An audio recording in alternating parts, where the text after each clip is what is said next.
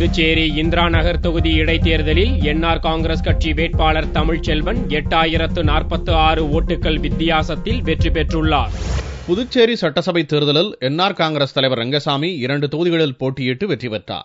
NR Congress வெற்றி பெற்று ரங்கசாமி முதல்வராக பதவியேற்றதை தொடர்ந்து இந்திரா நகர் தொகுதி எம்எல்ஏ பதவியை ராஜினாமா செய்தார். இதனால் அங்கு அக்டோபர் 13ஆம் தேதி இடைத்தேர்தல் நடந்தது. இந்த தேர்தலில் என்ஆர் காங்கிரஸ் கட்சி சார்பில் தமிழ்ச்செல்வனும், காங்கிரஸ் கட்சி சார்பில் ஆறுமுகமும், அதிமுக சார்பில் வெங்கடேஸ்வரன் உள்ளிட்டோரும் போட்டியிட்டனர். வியாழனன்று பாரதிதாசன் கல்லூரியில் ஓட்டு எண்ணிக்கை நடைபெற்றது. காலை 8 மணிக்கு துவங்கிய ஓட்டு எண்ணிக்கை 4 சுற்றுகளாக நடந்தது. இறுதிக்கட்டமாக தமிழ்ச்செல்வன் 8046 ஓட்டுகள் வித்தியாசத்தில் வெற்றி பெற்றதாக அறிவிக்கப்பட்டது. மிஸ்டர் தமிழ்ச்செல்வன் இவர் 15053 வாக்குகள் பெற்று முன்னிலையில் உள்ளார். இவர் வெற்றி பெற்றதா ரிட்டர்னிங் ஆஃபீஸர் அனௌன்ஸ் பண்ணிட்டாங்க. காங்கிரஸ் கேண்டிடேட்டும் ஏஎன்ஆர்சி கேண்டிடேட் 2 பேர் மட்டும்தான் இந்த இதில் குவாலிஃபை ஆகிறாங்க. மற்ற எல்லாருக்கும் டெபாசிட் இழக்கிறாங்க.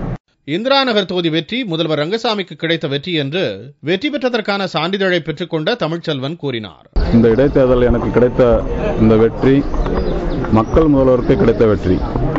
இந்த அரசுக்கு, மக்கள் முதல்வருடைய அரசுக்கு கிடைத்த வெற்றி. மீண்டும் இந்திரா நகர் தொகுதியை என்ஆர் காங்கிரஸ் கைப்பற்றியதால் அக்கட்சியினர் பட்டாசு வெடித்தும் இனிப்புகள் வழங்கியும் தங்களுடைய மகிழ்ச்சியை வெளிப்படுத்தினர்.